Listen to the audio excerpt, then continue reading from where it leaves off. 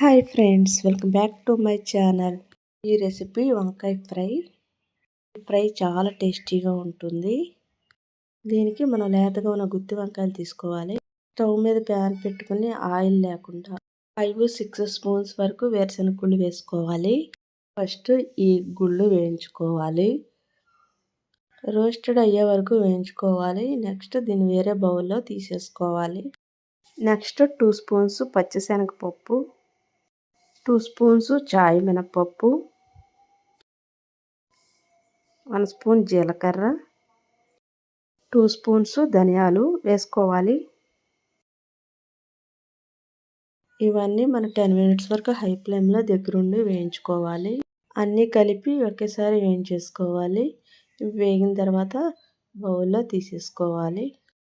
చల్లారిన తర్వాత మిక్సీ జార్లో తీసుకోవాలి. దీనిలో 1 స్పూన్ సాల్ట్ వేసుకోవాలి. నెక్స్ట్ 2 స్పూన్స్ కారం వేసుకోవాలి. దీన్ని మెత్తగా పౌడర్ చేసుకోవాలి. దీన్ని వేరే బౌల్లో తీసేసుకోవాలి. దీనిని మనం పక్కన పెట్టేసుకుందాము. ఈ పొడిని లేతగా ఉన్న వంకాయలు తీసుకోవాలి. 2-3 వాష్ చేసుకుని ఉంచుకోవాలి. దీనిని ఇలా వీడియోలో చూపించిన విధంగా కట్ చేసుకోవాలి. ముక్కల కింద చేసుకుని దీనిలో ఈ పొడి పెట్టుకోవాలి. ఇలా వీడియోలో చూపించిన విధంగా పెట్టుకోవాలి. దానిలో కూర్చుకోవాలి. నెక్స్ట్ కడాయి పెట్టుకుని హాఫ్ బౌల్ ఆయిల్ వేసుకుని అది హీట్ ఎక్కిన తర్వాత మనం స్టఫ్ చేసిన వంకాయలు వేసుకోవాలి. అలాగే అన్నీ ఒక్కొక్కటి స్టఫ్ చేసుకుని ఒక్కొక్కటి వేసుకోవాలి. ఇలా అన్నీ మొత్తం వేసేసుకున్నాము. ఇది లో ఫ్లేమ్లో ఉండాలి.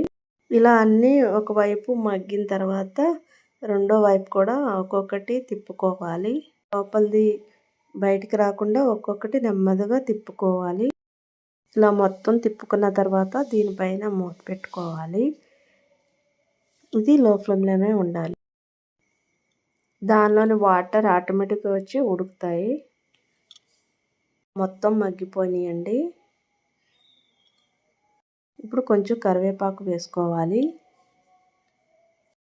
నెక్స్ట్ మనం స్టవ్ ఆఫ్ చేసేసుకొని మిగతా పౌడర్ కూడా దీనిలో వేసుకుని కలుపుకోవాలి.